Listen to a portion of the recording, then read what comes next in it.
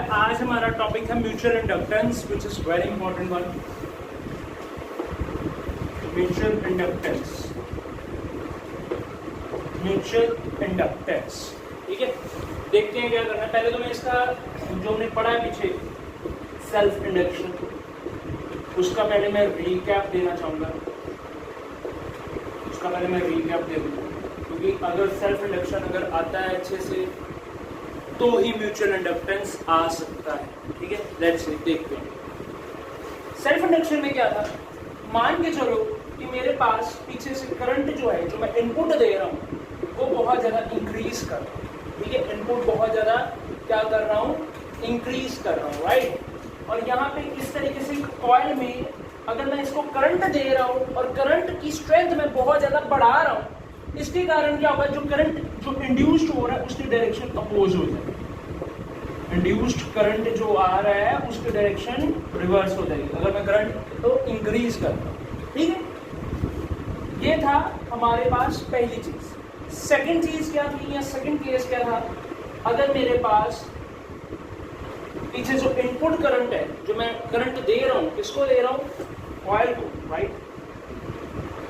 Coil को current दिया जा रहा है, ठीक है।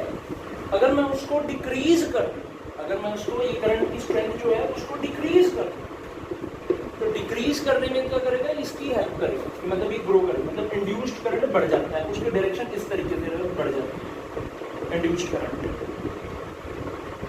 दोबारा से रिपीट करते हैं। लास्ट टाइम हमने पढ़ा था सेल्फ इंडक्शन का रिकैप दिया कि अगर करंट जो है अगर इंक्रीज कर दिया जाए, अगर करंट को इंक्रीज कर दिया जाए तो इंड्यूस्ड करंट जो होगा, जो कॉइल में बनेगा, उसकी डायरेक्शन इधर आ जाएगी, ठीक है। अगर करंट जो है, अगर इंड्यूस्ड करंट, दोबारा से देखो, अगर जो करंट जो है अगर वो डिक्रीज हो रहा है स्टार्टिंग में, तो जो कॉइल में करंट इंड्यूस्ड हो रहा है उसको क्या करेगा, वो इंक्रीज करेगा, मतलब इस तरीके से उसकी डायरेक्शन हो जाएगी। ये था सेल्फ इंडक्शन, ठीक है। ये था सेल्फ इंडक्शन। और अब मैं आगे बढ़ने की कोशिश करता हूँ। अब मैं बढ़ता हूँ म्यूचुअल इंडक्शन।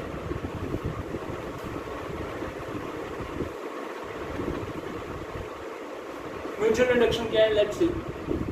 मान के चलते हैं मेरे पास एक, लेट्स सी एक सर्किट है, ठीक है, और यहाँ पे कॉइल बना, ये क्या है, कॉइल, ठीक है। कॉइल में यहाँ पे बैटरी भी लगा दी, इसको कहते हैं, ठीक है, और यहाँ से करंट आ रहा है। इसी तरीके से एक मेरे पास एक और कॉइल, हमने इस बार दो कॉइल का यूज करना क्योंकि म्यूचुअल इंडक्टेंस, मेरे पास इस बार दो कॉइल, और इस बार मैंने यहाँ पे ना गैल्वेनोमीटर भी लगा दिया। गैल्वेनोमीटर क्यों लगाया है, ताकि इसमें मैं करंट देख सकूं, इसकी डिफ्लेक्शन आ रही है कि करंट यहाँ पे बन रहा है, मतलब इंड्यूस्ड करंट यहाँ पे बन रहा है। इस कॉइल को हम नाम दे देते हैं प्राइमरी, पहली वाली, और इसको नाम देते हैं सेकेंडरी। क्या नाम दे देते हैं, सेकेंडरी। पहले तो नोट करो यहाँ तक, फिर उसके बाद आगे बढ़े।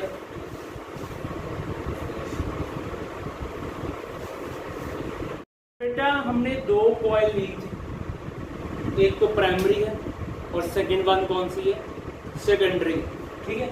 जिसपे क्या होगा, अगर करंट चेंज होता है, अगर यहाँ पे ना हम मान के चलेंगे करंट जो है वो वेरी कर चेंज हो रहा है, करंट चेंजेस, वेरिएबल करंट है, ठीक है। दोबारा से मैं समझाता हूँ। लेट अस से कि यहाँ पे क्या होता है, करंट अगर हम यहाँ से सेल से करंट यहाँ पे प्रोवाइड कर रहे हैं, इसको प्राइमरी कॉइल। दोबारा से करंट जो आई है वो सेल से निकल रहा है और कहाँ पे दे रहे हैं हम उसको, कॉइल में दे रहे हैं उसको, ठीक है। तो मैं लिख देता हूँ, आपको लिखने से ज़्यादा क्लैरिटी मिलेगी कि जो करंट जो है वो हम प्राइमरी में दे रहे हैं। पहली बात तो करंट जो है वो प्राइमरी में दिया जा रहा है, और यही करंट क्या करेगा, जनरेट करेगा मैग्नेटिक फील्ड। क्या करेगा, जनरेट करेगा मैग्नेटिक फील्ड, ठीक है। And generates magnetic field, magnetic field किसने बना दी, ठीक है, किसने बनाई, इस करंट ने बनाई मैग्नेटिक फील्ड, ठीक है। जो इस कॉइल को हम प्रोवाइड कर रहे हैं, इसने क्या कर दिया, मैग्नेटिक फील्ड जनरेट कर दी, ठीक है। और यही फील्ड लाइंस जो होंगी वो किससे पास करेंगी? सेकेंडरी कॉइल से, जब उसको पास लेकर जाएंगे, ठीक है। And generates the magnetic field, आगे लिख सकते हैं हम। And these field lines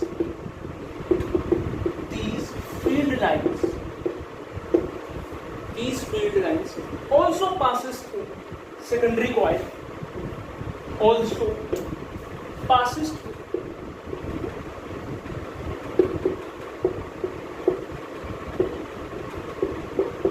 secondary coil। Secondary coil से पास हो रही है यही वाली मैग्नेटिक फील्ड लाइंस जो कि प्राइमरी से निकल रही है। कैसे निकल रही है? ये करंट आई जो है वो हम कॉइल को ये करंट प्रोवाइड कर रहे हैं और ये कॉइल जो है वो जनरेट कर रहा है मैग्नेटिक फील्ड लाइंस जो कि किससे पास हो रही है? सेकेंडरी वाले कॉइल से, ठीक है, ओके। और आगे देखो, अगर यही करंट अगर चेंज करा देते हैं, if this current changes, right, and if current I changes, अगर ये करंट अगर चेंज कराते हैं, ठीक है, इससे क्या होगा? इससे क्या होगा? जो फ्लक्स है, फ्लक्स का मतलब ये जो फील्ड लाइंस हैं, ठीक है, सेकेंडरी में ये जो बनेगी वो भी चेंज होनी शुरू हो जाएगी। अरे यही था ना, करंट अगर चेंज होता है तो क्या होता है? मैग्नेटिक फील्ड लाइंस मतलब चेंज हो रही है। करंट चेंज का मतलब क्या है? मैग्नेटिक फील्ड लाइंस जो बन रही हैं वो भी बढ़ रही है या कम हो रही है, मतलब मैग्नेटिक फील्ड लाइंस जो है यहाँ पे सेकेंडरी में वो चेंज हो जाएगी अगर करंट को हम चेंज करते हैं। If I changes then flux phi जो है वो भी चेंज होना शुरू हो जाएगा। चेंजेस इसमें इन सेकेंडरी कॉइल,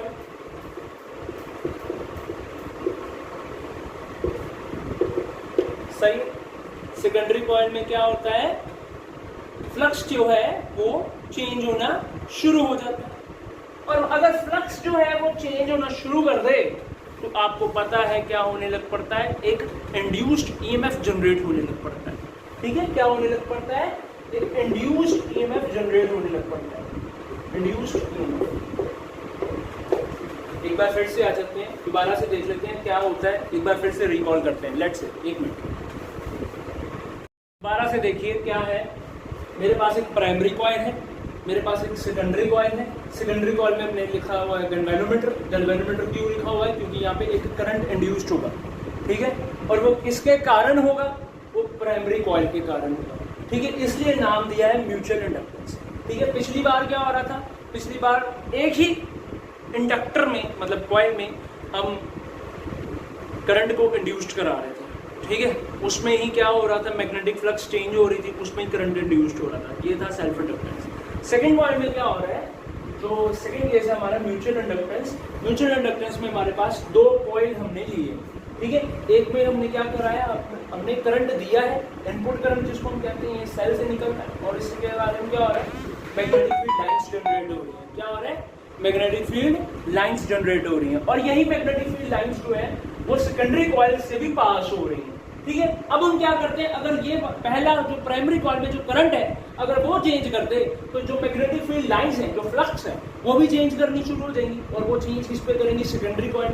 तो मतलब मैं ये कह सकता हूँ अगर सेकेंडरी कॉइल में मैग्नेटिक फील्ड लाइंस अगर चेंज हो रही है, इससे कारण क्या होता है? एक करंट इंड्यूस्ड होता है या फिर एक इंड्यूस्ड ईएमएफ बनने लग पड़ता है, ठीक है, जो कि गैल्वेनोमीटर की मतलब डिफ्लेक्शन से हमें पता चल जाएगा इंड्यूस्ड करंट है, ठीक है। तो ये था म्यूचुअल इंडक्टेंस का फिनोमेना, ठीक है। तो बेटा आगे बढ़ते हैं। हमारे पास 2 कॉइल हमने लिए, ठीक है, जिसमें करंट जो है वो इस तरीके से जा रहा है, मैग्नेटिक फील्ड लाइंस ऐसे, ठीक है, ऑफ कोर्स ऐसे जाएगी, ऐसे जाता है ना, बिल्कुल ऐसे, ठीक है। तो इस तरीके से मैग्नेटिक फील्ड लाइंस ऐसे करके जाती है ना, मतलब ऐसे करते हैं, इसको मिला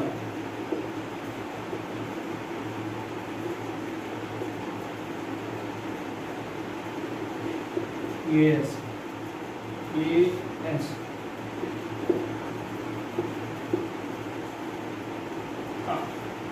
देखो हो गया है, सारा कुछ एक्सप्लेन किया जाएगा, बस ध्यान से समझना है ना। देखो करना क्या है, ये मेरे पास प्राइमरी कॉइल है, ठीक है, दोबारा से रिपीट करता हूँ, ध्यान से सुनिए। क्या मैं रिपीट करने जा रहा हूँ, प्लीज लिसन केयरफुली। देखो ये मेरे पास क्या है, प्राइमरी कॉइल है, ये मेरे पास क्या है, सेकेंडरी कॉइल है, ठीक है। प्राइमरी कॉइल क्या करता है, वो हम करंट उसमें डालते हैं, करंट जनरेट करते हैं, ये देखो ना, प्राइमरी कॉइल में करंट होता है, ठीक है। और इस करंट की वजह से क्या बनता है, मैग्नेटिक फील्ड बनती है। क्या करता है, मैग्नेटिक फील्ड बनती है। हम क्या कर रहे हैं, अब मैग्नेटिक फील्ड जो है वो बन रही है, वो सेकेंडरी मैग्नेटिक फील्ड तो बन रही है, बट वो मैग्नेटिक फील्ड लाइंस जो बन रही है ना, वो सेकेंडरी कॉइल से भी पास कर रही है। यही हमने अभी तक पढ़े, इसको म्यूचुअल इंडक्शन कहा जाता है। अब इसका मतलब हम ये समझ सकते हैं कि जितना ज्यादा करंट होगा प्राइमरी में, उतनी ज्यादा मैग्नेटिक फील्ड लाइंस प्रोड्यूस होंगी, और उतनी ज्यादा मैग्नेटिक फील्ड लाइंस होगी, मतलब जिसको हम फ्लक्स कहते हैं, वो सेकेंडरी कॉइल में से पास होंगी। एक बार फिर से वंस मोर, मैं कहना चाह रहा हूँ मेरे पास एक प्राइमरी कॉइल है और एक सेकेंडरी कॉइल है। प्राइमरी कॉइल में हमने देना है करंट, बिल्कुल है, करंट चल रहा है, ठीक है, बहुत बढ़िया। मैग्नेटिक फील्ड लाइंस आई, मैग्नेटिक फील्ड लाइंस जनरेट होती हैं, और यही मैग्नेटिक फील्ड लाइंस जो है वो सेकेंडरी कॉइल में जाकर घुस जाती हैं, ठीक है, जिसको हम फ्लक्स भी कहते हैं। तो मतलब ये हुआ कि अगर मैं कह दूं कि प्राइमरी कॉइल में करंट अगर ज्यादा हो जाए तो मैग्नेटिक फ्लक्स भी ज्यादा बढ़ जाएगी, मतलब मैग्नेटिक फील्ड लाइंस बढ़ जाएंगी, और यही मैग्नेटिक फील्ड लाइंस जो होगी वो सेकेंडरी कॉइल में भी बहुत ज्यादा हो जाएंगी। मतलब एक हमने कंसेप्ट सीखा, कंसेप्ट क्या सीख रहे हैं, लेट्स से लिखते हैं, अगर मैं लिख दूं कि ग्रेटर इज द I1 दे दें, इसमें I1 करंट है, I1 स्टैंड्स फॉर करंट जो कि प्राइमरी में, ऐसा कह देते हैं, ठीक है, प्राइमरी। अगर I1 में करंट, ये देखो, अगर प्राइमरी कॉइल में अगर करंट ज्यादा हो जाए, प्राइमरी कॉइल में अगर करंट ज्यादा हो जाए, मतलब I1 ऐसा करें, ठीक है, तो मैं कह सकता हूं more will be magnetic field lines, या मैग्नेटिक फील्ड बी कह देते हैं, ठीक है। मतलब आप ऐसा कह सकते हो कि सेकेंडरी कॉइल में से ज्यादा मैग्नेटिक फील्ड लाइंस पास करेंगी जब इसमें करंट ज्यादा बढ़ जाए। More will be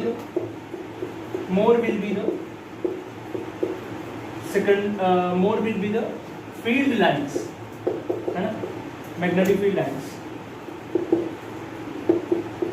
which passing through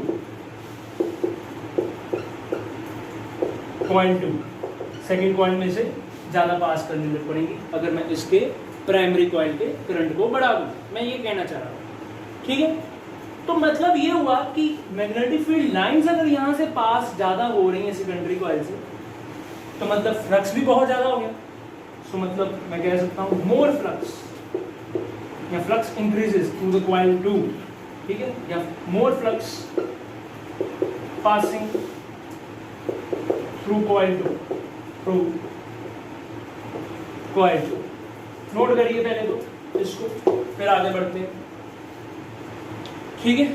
वही है, प्राइमरी कॉइल है, प्राइमरी कॉइल में करंट है, करंट ने क्या किया, मैग्नेटिक फील्ड लाइंस जनरेट कर दी। मैग्नेटिक फील्ड लाइंस जनरेट होने से क्या होगा, यहां से मैग्नेटिक फील्ड लाइंस भी बहुत ज्यादा पास करने बैठ जाएंगी सेकंड कॉइल में, और सेकंड कॉइल में अगर मैग्नेटिक फील्ड लाइंस ज्यादा पास करने बैठ गई तो मतलब ये होगा फ्लक्स बढ़ जाएगा, ठीक है। अभी तक हमने ये ऑब्जर्व किया, this is a mutual induction, right, ठीक है। यार यहां से हमने एक और ऑब्जर्वेशन बनाई है, सुनो ध्यान से, हमने यहां से एक और ऑब्जर्वेशन बनाई है। मतलब मैं कह सकता हूं कि जो फ्लक्स जो आ रहा है, सेकंड कॉइल में आ रहा है ना फ्लक्स इनटू, ठीक है, टोटल फ्लक्स की बात कर रहा हूं जो कि सेकंड कॉइल में हमने देखने को मिल रहा है, वो किसके कारण देखने को मिल रहा है, वो देखने को मिल रहा है जो करंट है प्राइमरी कॉइल में उसके कारण आ रहा है फ्लक्स जो यहाँ पे आ रहा है, right, this is a mutual induction. तो मैं कह सकता हूं जो फ्लक्स सेकंड कॉइल में है वो डायरेक्टली प्रोपोर्शनल है किसके, I1 के, I1 समझते हो ना, current in primary coil I1, ठीक है। और इसी तरीके से मैं कह सकता हूं कि जो φ2 होगा, जो फ्लक्स इन कॉइल 2 जो होगा that is equals to, proportionality का साइन हटा दो, बीच में एक कांस्टेंट डाल दो m, ठीक है, कांस्टेंट डाल दो m और यहाँ पे आ जाएगा I1, ठीक है, where this m is what, it's nothing but it's a coefficient of mutual induction, coefficient of mutual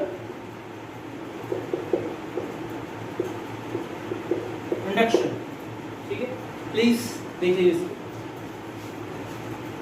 हाँ बिल्कुल ठीक है, सेकेंडरी कॉइल में बहुत ज़्यादा क्या आ रही है, फ्लक्स आ रही है, और ये फ्लक्स का कारण क्या है, जो करंट है प्राइमरी कॉइल में, क्योंकि उसके कारण ही तो मैग्नेटिक फील्ड लाइंस बन रही हैं, और मैग्नेटिक फील्ड लाइंस बन रही है तो मैग्नेटिक फ्लक्स मतलब सेकेंड कॉइल से निकलेगा।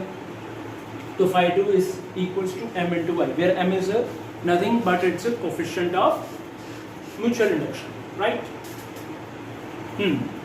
आगे बढ़ते हैं बेटा, मैं इसको इरेज करता हूँ, मेरे को इसकी ज़रूरत नहीं है, डायग्राम भी मैं इरेज कर सकता हूँ, तो चलो लिख लो आप यहाँ पर, phi2 is equals to m into I1 आ जाएगा, तो यहाँ से m की वैल्यू हम निकाल सकते हैं, m क्या आ जाएगा, phi2 डिवाइडेड बाय I1 है ना, I1, और फाई क्या होता है, फाई टोटल फ्लक्स जो आई है, फाई क्या है, फाई को हम किस तरीके से करते हैं, उसको कैसे डिनोट किया जाता है, वीबर से, इट्स वीबर, यू शुड नो, और वीबर अपॉन एम्पेयर होता है ना, वीबर अपॉन एम्पेयर होता है, वीबर अपॉन एम्पेयर होता है, ठीक है, और जिसको हम क्या कहते हैं, हेनरी भी कहा जाता है। सो म्यूचुअल इंडक्शन का भी क्या है, हेनरी ही है, जैसे सेल्फ इंडक्शन का है, सेल्फ इंडक्शन का कोएफिशिएंट था वो भी हेनरी था, उसको भी हेनरी कहा जाता था, वो L था, यहाँ पे M है, बस ये फर्क है। सेल्फ इंडक्टेंस का जो कोएफिशिएंट है वो L के साथ डिनोट करते थे, म्यूचुअल इंडक्शन के जो कोएफिशिएंट है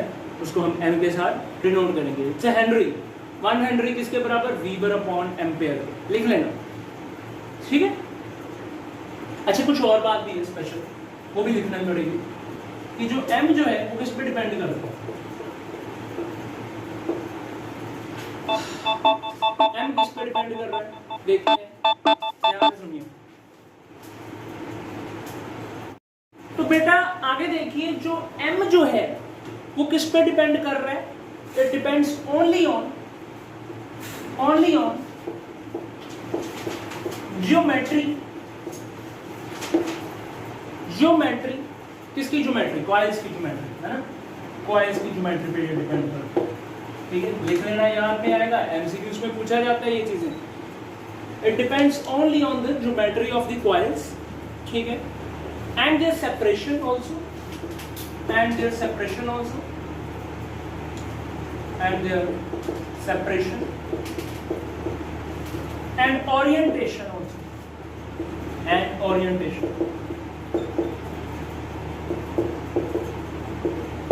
अब आपके दिमाग में चल रहा होगा सर म्यूचुअल इंडक्शन तो फ्लक्स में डिपेंड करता है, इस रिलेशन से हमें तो ये पता चल रहा है कि mutual induction is directly proportional to the flux, है ना, बट देखा जाए अगर मैं R की बात करूं, जो रेजिस्टेंस था ओम्स लॉ के अकॉर्डिंग देखा जाए V is equals to IR था, तो R जो है वो V अपॉन I पे होना चाहिए था डिपेंड, बट ऐसा नहीं होता, R जो होता है वो होता है रो L अपॉन A, वो हम कहते हैं डिपेंड करता है लेंथ ऑफ कंडक्टर या इंडिपेंडेंट होता है एरिया ऑफ कंडक्टर, राइट। इसी तरीके से याद रख लेना, जो R था V अपॉन I पे डिपेंड नहीं कर रहा था, वो डिपेंड इस पे करता है। सिमिलरली मैं वही बात बता रहा हूँ कि जो म्यूचुअल इंडक्टेंस है वो फ्लक्स पे डिपेंड नहीं करता, वो डिपेंड करता है सिर्फ ज्योमेट्री ऑफ कॉइल्स पे, या उनकी सेपरेशन में, या फिर उनकी ओरिएंटेशन में, इस पे डिपेंड करता है जी। अब हमारे पास इसकी एक एप्लीकेशन है म्यूचुअल इंडक्टेंस की, जो कि बहुत इंपॉर्टेंट है पेपर के पॉइंट ऑफ व्यू से, बोर्ड्स के पॉइंट ऑफ व्यू से, नीट जेई के पॉइंट ऑफ व्यू से, ठीक है। देखो, find the coefficient of mutual inductance, मतलब हमने m की वैल्यू निकालनी है, ठीक है, कहां पे, for a pair of two long solenoids. हमने ना दो सॉलिनॉइड्स दे दिए जिनकी लेंथ जो है वो इक्वल है, और हमने उसको एक के अंदर एक डाला हुआ है, मतलब कहने का ये है कुछ इस तरीके से, मेरे पास एक ये सॉलिनॉइड है, ठीक है, ऐसे कुछ ऐसे, ठीक है, एक सॉलिनॉइड ये रहा, इसके अंदर भी एक सॉलिनॉइड है, जिनकी लेंथ जो ऑलमोस्ट सेम है, बट उसका एरिया जो है वो डिफर कर रहा है, ठीक है। मतलब मेरे पास दो सोलेनॉइड है जिसकी लेंथ इक्वल है, बट यहाँ पे उसका रेडियस जो है वो अलग है, या फिर उसका area of cross section is different. ठीक है, ओके। क्या किया हमने, हम एक काम करते हैं, हम ये बड़े वाले जो सोलेनॉइड है उसमें हमने करंट डाल दिया I1। लेट्स ये मैंने इसको प्राइमरी कॉइल बना दिया, और लेट्स से मान के चलो इसको मैंने सेकेंडरी कॉइल बना दिया, और इस पे करंट फिर आई होगा I1 का।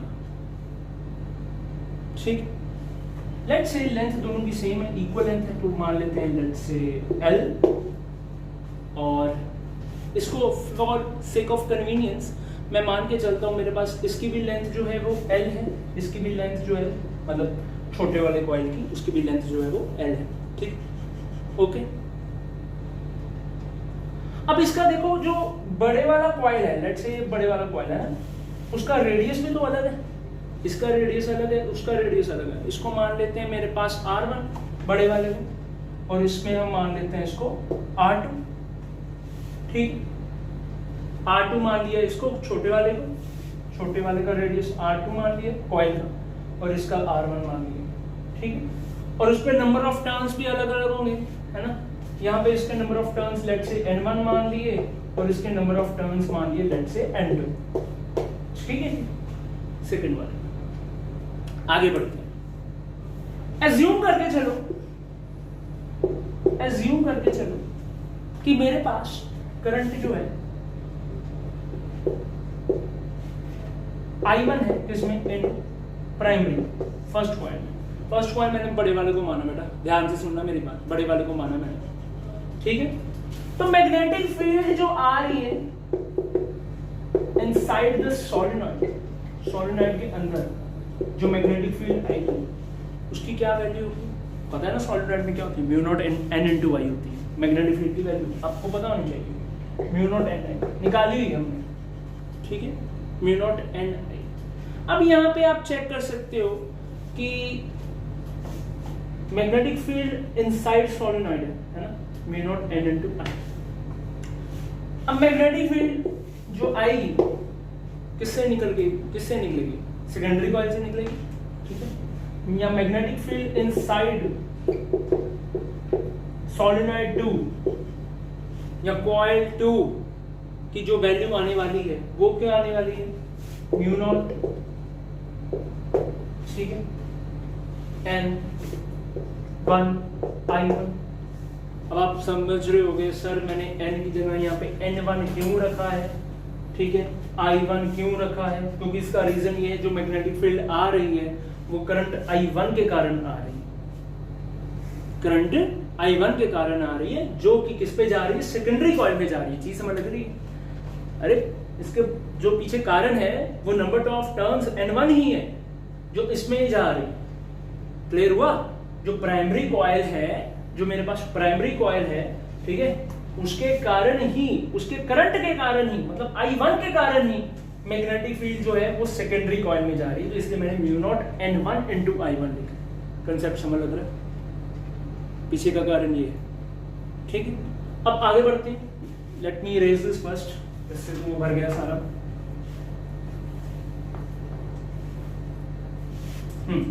आगे बढ़ते हैं। इसी तरीके से ये मेरे पास आ गई मैग्नेटिक फील्ड जो कि सेकंड में है, सेकेंडरी कॉइल में है। ठीक है, अब मैं निकालने जा रहा हूं फ्लक्स बोले तो फाई। ठीक है, वो हर एक कॉइल में जाएगा। लेट्स से इसको मान लेते हैं, पहले वाले को मान लेते हैं, फ्लक्स थ्रू ईच कॉइल, वो कितना आ जाएगा, थ्रू ईच कॉइल ऑफ कौन सा, सेकेंडरी, सेकंड कॉइल मेरे पास ये है, छोटा वाला, है ना। तो वो आपको पता है फाई की वैल्यू क्या होती है, बी डॉट ए होती है। सही है, और बी आपका कितना है, mu naught N1 into I1। Value डाल देते हैं, म्यू नॉट, यहाँ पे बी की वैल्यू म्यू नॉट N1, है ना, N1 I1, और ए कौन सा होगा, एरिया सेकंड वाले का ही होगा ऑफ कोर्स, क्योंकि जो मैग्नेटिक फ्लक्स है through each coil of second की बात चल रही है, तो एरिया कौन सा आएगा, ये वाला। इस केस में मेरे पास रेडियस कितना है, R2, तो एरिया जो आएगा सर्कल है ना, तो पाई R2 का स्क्वायर आ जाएगा। ये कंसेप्ट है। ठीक है, पहले तो इतना नोट करो फिर आगे बढ़ते हैं।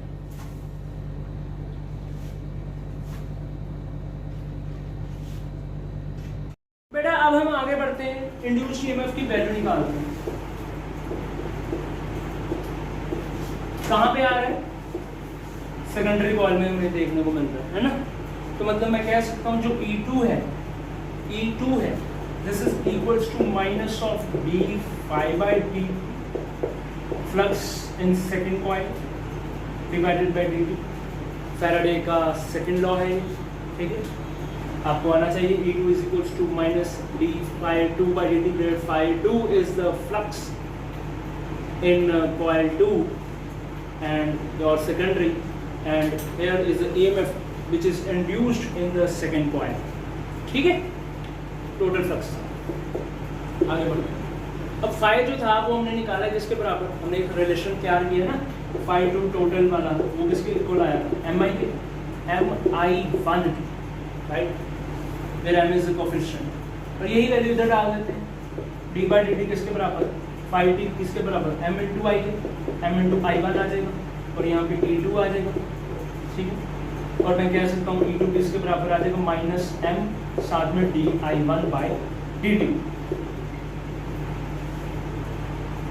ठीक है। यही तो कहना चाह रहा था मैं कि अगर करंट चेंज हो रहा है प्राइमरी में तो ईएमएफ इंड्यूस्ड हो रहा है किसमें? सेकंड कॉइल या सेकेंडरी कॉइल में, ठीक है। ये concept, this is a concept, main concept यही है कि अगर हम चेंज कर लेते हैं करंट को प्राइमरी कॉइल में और एक ईएमएफ जो है वो एक इंड्यूस्ड होने बैठ जाता है सेकेंडरी कॉइल में, ठीक है। क्लियर हो गई? ओके, अब हम इसको थोड़ा डिफाइन करते हैं, एक बहुत इंपॉर्टेंट ये चीज बन जाती है ना। अब इस तरीके से आप आगे देखो और लेट अस से अगर मैं इसको m is equals to value बना दूँ, ये E2 upon di by dt कर दूँ, di बाई dt। बेटा मोड में कर रहे हैं इसलिए नेगेटिव का साइन हट जाता है ना, मोड में कर रहे हैं तो नेगेटिव का साइन हट जाएगा। तो लेट अस से मान के चलते हैं कि जब di by dt जो है di1 by dt की वैल्यू 1 के बराबर हो गई, मतलब ये है कि 1 एम्पेयर पर सेकंड में 1 एम्पेयर एक ही सेकंड में अगर गुजर रहा है तब की बात चल रही है, मतलब 1 ampere per second, 1 ampere per second. तो m मतलब इसकी जगह 1 आ जाएगा, तो m जो है वो किसके बराबर आ गया? सिर्फ E2 अपॉन 1। तो m किसके बराबर आ गया? E2। तो मतलब उस टाइम क्या हो जाता है, जो म्यूचुअल इंडक्शन जो है वो किसके बराबर हो जाता है? E2 के। EMF in second coil which is equals to coefficient of mutual induction, ठीक है। इसको नोट करिए। तो यहां तक हमने निकाला है flux through each coil of 2, है ना। अगर मैं इसको बनाकर देखूं लाइक दिस, यहां पे था, अभी हमने सिर्फ एक ही कॉइल का निकाला है। अगर मैं सारे निकाल दूं, टोटल फ्लक्स निकालना चाहूं इसमें सेकंड कॉइल में, तो मतलब phi 2 टोटल की वैल्यू आ जाएगी, ठीक है, जो कि किसके बराबर है? सारे नंबर ऑफ कॉइल्स को मल्टीप्लाई कराना पड़ेगा, नंबर ऑफ कॉइल्स, है ना, number of coils multiply by ये वाली flux through each coil, multiply by flux through each coil. Each coil कौन सी each coil of second. Number of coils की बात करते हैं, वो तो आपको पता होना चाहिए n होता है ना। और n जो होता है, या फिर आप ऐसा कह लो, n जो होता है वो किसके बराबर होता है? n2 into l ही आएगा, क्योंकि नंबर ऑफ टर्न्स कितने हैं सेकंड कॉइल में, तो n2l आ जाएगा। अरे आता है ना आपको, n2 इज इक्वल टू किसके बराबर? n upon l, right. ये आता है ना ये चीज, number of turns per unit length जिसको हम कहते हैं, ये number of coils per unit length. तो number of coils per unit length मतलब n2 into l। तो एक काम करते हैं, नंबर ऑफ कॉइल की जगह हम n2 into l डाल देते हैं, और फ्लक्स की जगह ये वैल्यू जो हमने निकाली है क्या है? म्यू नॉट N1 I1 पाई R2 का स्क्वायर। ठीक है, तो ये चीज आ जाएगी। या मैं इसको ऐसे भी लिख सकता हूं, जो टोटल फ्लक्स जो आएगी, जो टोटल फ्लक्स आने वाली है, that is equals to mu naught N1 into N2, N1 into N2, ठीक है, पाई R2 का स्क्वायर इंटू L, पाई R2 का स्क्वायर इंटू L। ठीक है, तो ये मेरे पास क्या बन गया, एक फ्लक्स बन गया। सही है, मेरी बात सुनो। अभी हमने एक और चीज निकाल के दी है, मैंने एक निकाल कर दिया था ना, टोटल फ्लक्स जो है वो किसके बराबर है, M इंटू, बोलो बोलो, M इंटू I1, राइट। या भाई अभी हमने किया, बिल्कुल अभी हमने किया है ना, ये आ जाएगा मेरे पास। कुछ यहाँ पे रह गया, ये चीज रह गई I1, नहीं मैंने लिखा था। हाँ, अब ये चीज और ये चीज, इसको अगर आप कंपैरिजन करके देखो तो I1 कैंसिल कर दो, M की के वैल्यू क्या आ जाएगी, म्यू नॉट N1 N2 पाई R2 का स्क्वायर इनटू L।